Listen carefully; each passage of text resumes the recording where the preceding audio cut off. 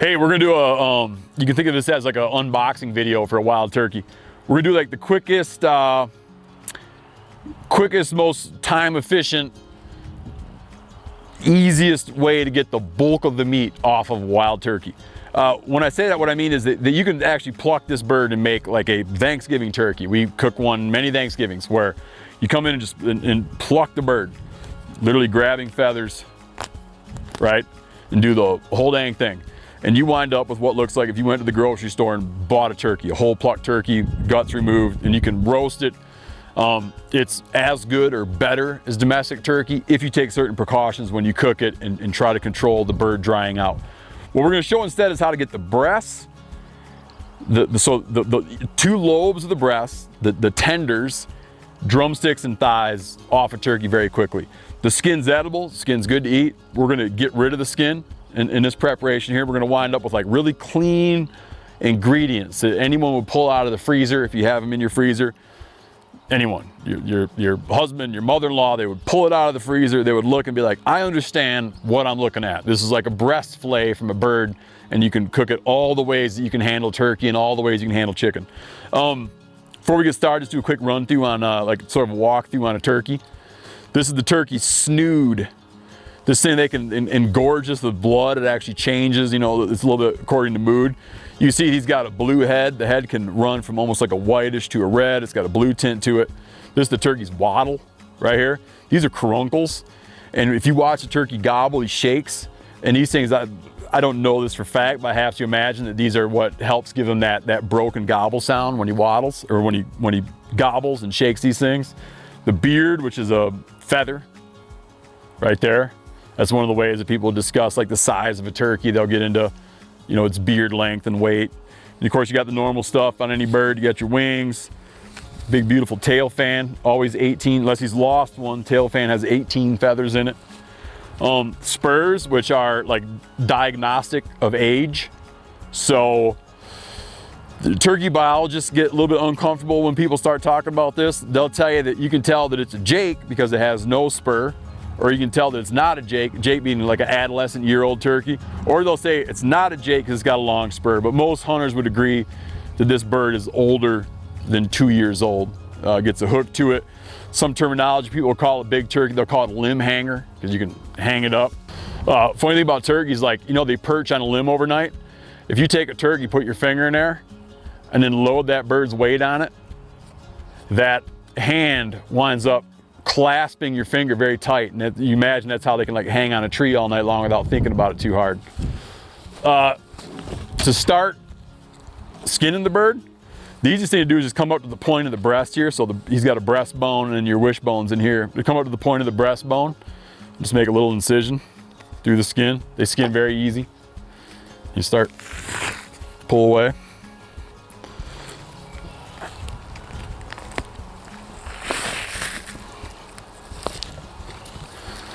Peel that skin all the way down to expose the whole breast. You can be rough with it. You're not going to hurt anything. And there's a couple interesting things to talk about here. This is called the turkey sponge. They store fat, body fat here. You'll see the sponge will be real big, and then throughout the breeding season, as he's working, traveling, looking for hens, their sponge will decrease in size substantially, but they store fat there. Inside of this thing is the crop. So you want to get rid of this. Never leave a turkey laying around. Like, don't leave a turkey laying around in your garage for a couple days with the sponge and crop in it. Reason being, when he gets up in the morning and feeds, his crop will fill up with food. And if he's out eating bugs and all kinds of vegetation and stuff, that crop just sits there and that stuff can start to go bad on you. So you want to trim, just like we're doing here, trim the crop and sponge out of your way. Just get it totally out of there. This, when he eats, look, when you see a turkey out pecking around, he eats and that food goes and sits here, up here in his crop. Then it passes down, I'll show you a gizzard in a minute. It passes down to a muscle. Like a turkey will go out and pick up rocks, like little teeny pieces of gravel. You see some laying around here. He picks up that gravel and it goes into the gizzard, and that gizzard is a muscle that just goes like this. You can almost think of it like how your heart would like beat, but that muscle does this with rocks in it, and his food passes from his crop into his gizzard, and that's where it gets ground up. So he's not chewing anything with his beak. He swallows everything whole. The chewing happens in his gizzard, which will dig out, and the gizzards are actually edible. So got this stuff pulled all the way down. We've exposed the whole breast here. Very simple. A lot of guys, you'll just hear guys saying like, oh, I just breast them out. That's what we're doing right now. That's what we're talking about here. So everything's free. Try to keep feathers off. And then because you got that sponge cut away, you can come right here to the point of the breastbone. Make a little incision there.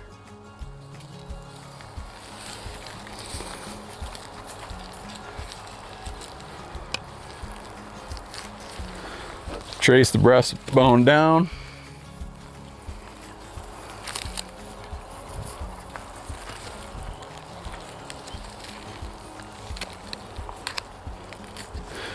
Here's your wishbone. So the wishbone comes up here. If you're doing like a wishbone fight deal, you grab here, and pull. But you trace the wishbone down. Still on the wishbone. There.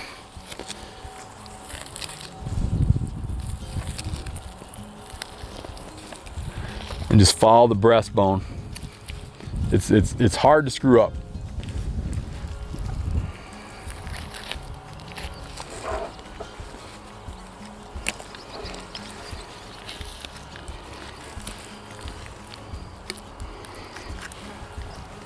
My dad used to have this dumb joke, like how you carve a whatever, how you carve an owl, or you just cut away everything that doesn't look like an owl. It's actually kind of true with this. Just carve away the breast. You really can't screw it up. It's like sort of a basic skill you should learn. So right there is a turkey breast fillet. Now this, so there's the breast. In poultry terms, they would call it a lobe. Because you might wonder, like, does a turkey have one breast or two breasts? You'd say there's a lobe. That's what they call it in the industry.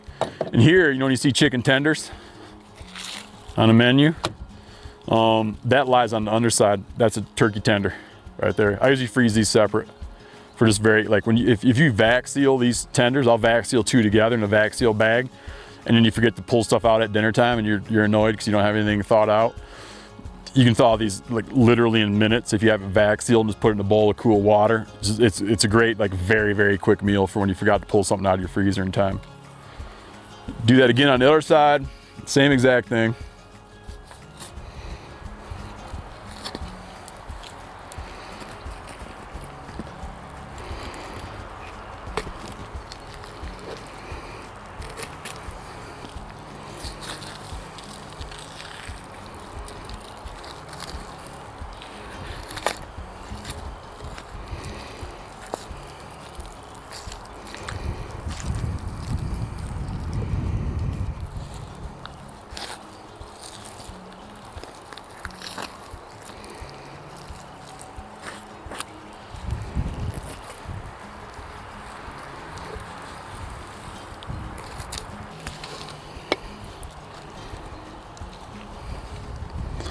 Second lobe, second tender.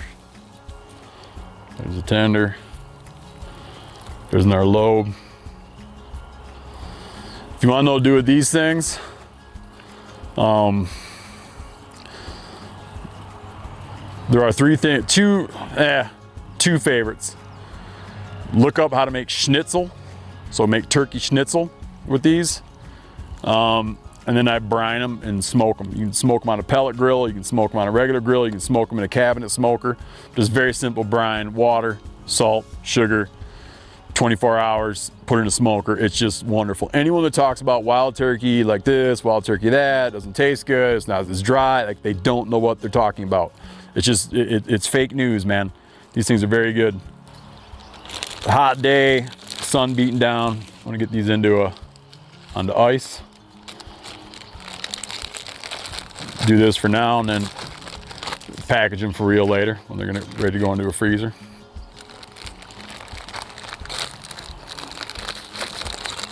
but that's good enough to be chilled.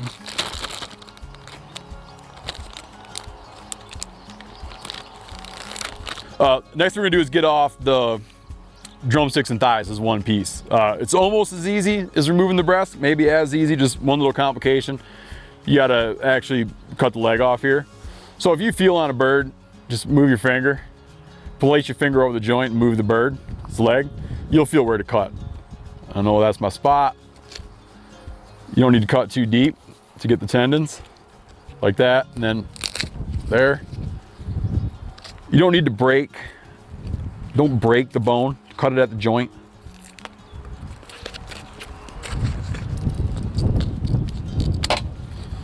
One. Again, bend it, you'll feel where to go. Come in. Cut a little bit, put some pressure on it. Like I said, no need to break the bone, just cut it at the joint and you got nice clean ends. Then you want to skin the leg.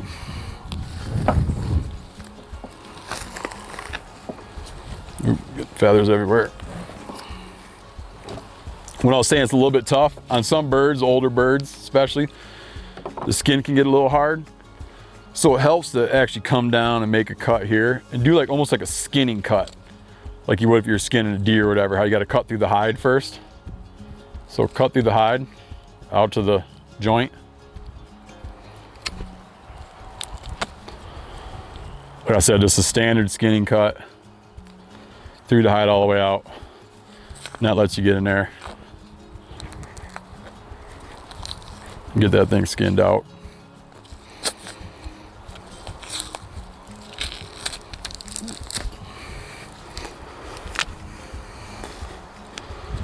Like so.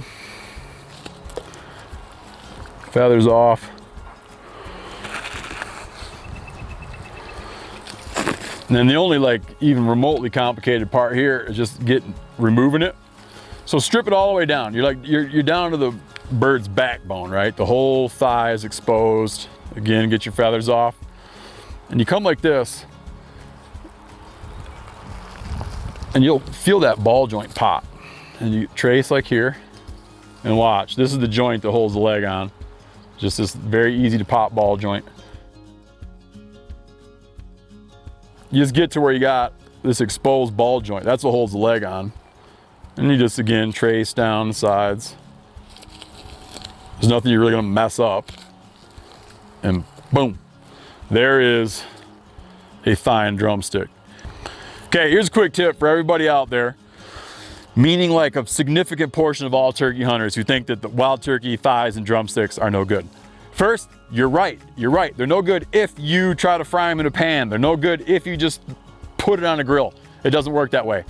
You need to take the principle of time and moisture, and it's great. If you just take a pot with a tight fitting lid, like if you have a Dutch oven, that's great. If you just have to do with a regular cooking pot with a tight fitting lid, that's fine too. You can put something heavy on top of the lid to hold it down and keep the moisture from escaping.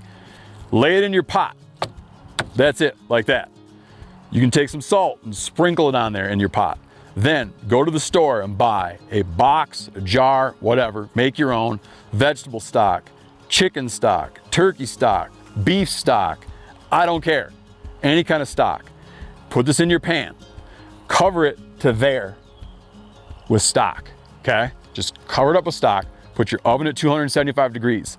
Take this receptacle with the turkey leg and the stock and some salt and stick it in the oven and forget it happened. Wait like 4 or 5 hours. You can't go too long. If you wait 6, you're fine. If you wait 8, you're probably okay. Either way, when you're done, you will be able to just pluck the bone out. The bone will look like something from a museum. All the meat, you can just fork it away. You can take a fork of your fingers and just peel it away. And you take all that meat and shred it up. Put it on tacos. Buy a bottle of your favorite barbecue sauce. Shred it up, pour the barbecue sauce, mix it up, put it on buns, make barbecue sandwiches. We make sloppy toms. So like sloppy Joe mix, shred the meat up, make sloppy toms instead. Anything with tacos, it's just great. You can put it in soups. My kids love it. My kids are 5, 7, and 10, right? So you got the whole gamut of like kids that are annoying about what they want to eat and don't eat. They love it. They like it. They probably like it better than the breast meat. But you gotta cook it slow, man, for a long time. It's really good. Don't waste them.